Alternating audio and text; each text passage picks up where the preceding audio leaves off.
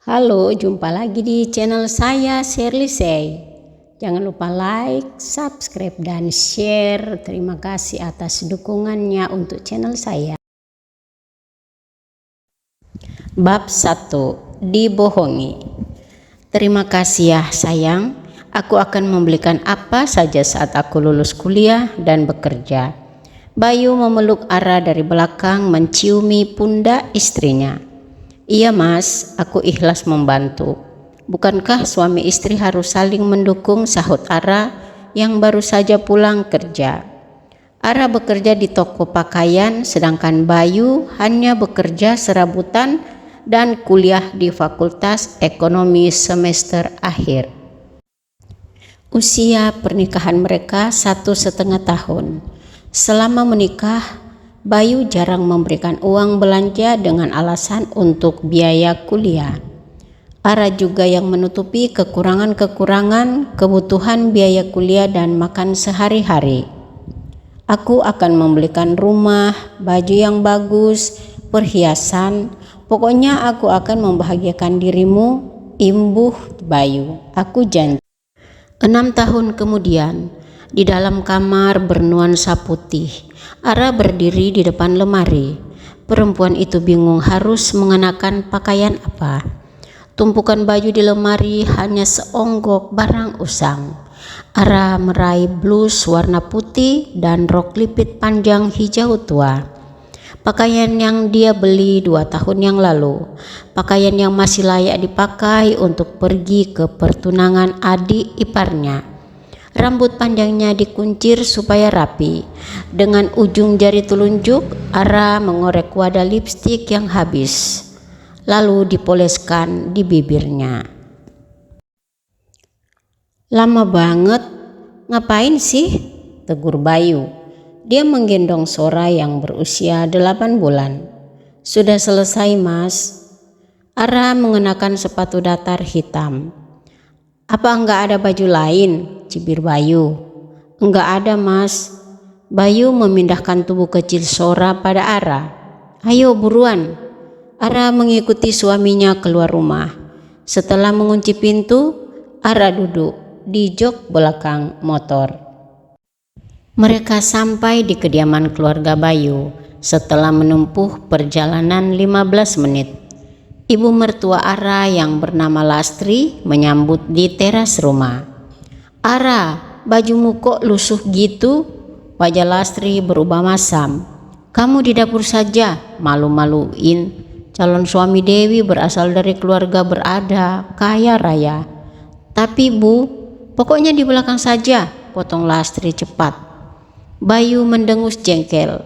3 hari yang lalu aku memberi uang 200. Seharusnya bisa buat beli baju baru.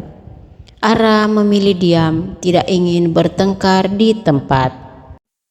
Rasanya sangat menyedihkan disisihkan oleh mertua, sedangkan suaminya tidak membela sama sekali. Setengah jam berlalu, Ara tidak bergerak dari kursi.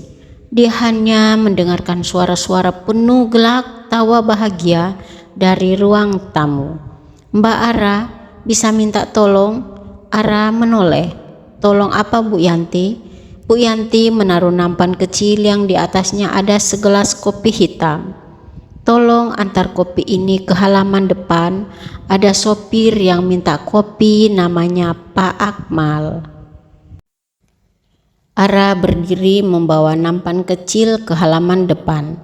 Dia melihat seorang lelaki yang bersandar pada badan mobil bagian depan. Pak Akmal, lelaki itu menoleh. Ara tadinya menduga Akmal lelaki tua dan berbadan gendut. Ternyata lelaki berusia sekitar 30 tahun, berbadan tegap. Wajahnya tidak begitu jelas karena kondisi yang temaram dan tertutup topi. Ini kopinya Pak. Ara mengelurkan segelas kopi. Sama-sama Pak. Di saat bersamaan, Bayu muncul dari dalam rumah menggendong Sora yang terlelap. Lebih baik bawa Sora pulang, kata Bayu. Antar kami sebentar mas, pinta Ara mendekap sang buah hati. Jangan manja Ara. Kau bisa pesan ojek online, bentak Bayu. Boleh saya antar istrinya, Pak? Tanya Akmal. Silahkan saja, sahut Bayu. Dia lantas masuk kembali ke dalam rumah. Ara malu diperlakukan kasar di depan orang lain. Dia menyembunyikan matanya yang bersemburat air mata dari Akmal. Saya antar Mbak, kasihan putrinya. Sepertinya akan turun hujan, kata Akmal. Dia menaruh gelas kopi di ubin teras, lalu membuka pintu mobil. Silahkan Mbak. Perlahan Ara masuk ke dalam mobil. Dia menarik napas supaya perasaannya lebih baik. Ara tidak banyak bicara dengan Akmal sepanjang perjalanan. Terima kasih Pak Akmal, ucap Ara begitu mobil merapat di depan rumahnya. Sama-sama Mbak. Akmal turun dari mobil terlebih dahulu memayungi Ara dan bayinya. Ara langsung masuk ke dalam rumah. Dia masih malu dengan perlakuan Bayu sehingga menghindari kontak mata dengan Akmal. Setiap pagi Ara membuat rempeyek kacang dan donat gula. Untuk menutup kekurangan uang belanja, dia harus ikut mencari uang. Gaji Bayu sebagai karyawan biasa di Ardawangsa Group lebih besar dialokasikan untuk membayar cicilan rumah. Ara hanya menerima uang belanja 1.200.000 setiap bulan. Perempuan itu tidak mengeluh, berharap Bayu naik jabatan sehingga gajinya pun ikut naik. Namun setelah 5 tahun bekerja, suaminya masih sebagai staf administrasi. Setelah Bayu berangkat kerja, Ara akan mengantar rempeyek kacang dan donat ke toko kue kecil milik Bu Tia. Ara kemudian mampir ke rumah Bu Ina, perempuan yang dianggap sebagai ibunya sendiri. Ara yatim piatu. Ibunya meninggal waktu melahirkan, sedangkan ayahnya meninggal karena sakit keras saat Ara duduk di bangku SMA. Ara, apa kamu tahu berapa persisnya gaji suamimu? Tanya Bu Ina. 4.200.000 jawab Ara. Cicilan kami ada 2 rumah dan sepeda motor. Mas Bayu juga punya utang lain, Bu. Itu kamu sudah cerita. Kamu pernah ikut acara kantor suamimu? Ara menggelengkan kepalanya. Enggak pernah. Ara, aku agak curiga dengan suamimu. Maafkan aku, kamu seperti istri yang enggak diurus. Tatapan Ara berpindah pada Sora yang sedang menyusu. Kamu terlalu lugu, baik hati, percaya begitu saja. Ada baiknya kamu menyelidiki suamimu, Ara, saran Bu Ina. Iya Bu, Ara menghela napas. Haruskah dia tidak mempercayai Bayu?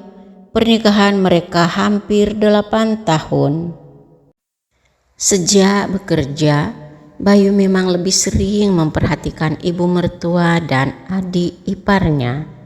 Ara tidak berlama-lama di rumah Bu Ina, teringat pekerjaan rumah yang belum selesai. Sampai di rumah, Ara segera membaringkan tubuh kecil Sora di box bayi usang pemberian Bu Ina. Gerak kaki Ara terhenti saat melihat ponsel milik Bayu di atas kasur. Perangkat elektronik tersebut menyala dan mengeluarkan bunyi notifikasi pesan. Ara mendekat ke arah tempat tidur, meraih ponsel milik Bayu. Karena tidak dikunci, Ara bisa membuka pesan. Bayu, jangan lupa jatah bulanan untuk kami. Pesan dari Lastri 1 jam yang lalu. Makasih ya Mas Bayu, uang 4 jutanya sudah masuk perut. Emoji ketawa. Pesan dari Dewi. Ara terduduk di tepi tempat tidur, menaruh ponsel di pangkuan. Lalu dia meraih ponselnya sendiri. Ada satu pesan dari Bu Rere yang memesan 3 kg rempeyek kacang. Ara berpindah ke status WA Dewi. Adik iparnya memamerkan ponsel dan tas baru dengan caption, "Mas Bayu memang the best." Kedua mata Ara memanas. Dia selama ini sangat berhemat, bahkan untuk beli baju tidak pernah beli. Make up dan skincare pun tidak terjangkau. Makan pun dengan lauk pauk sederhana seperti tahu, tempe, dan telur. Selama ini Bayu telah berbohong mengenai gaji. Ara tidak terima. Perempuan itu berganti pakaian dan meraih kain gendongan. Dia akan mendatangi tempat kerja Bayu. Terima kasih sudah menonton video saya.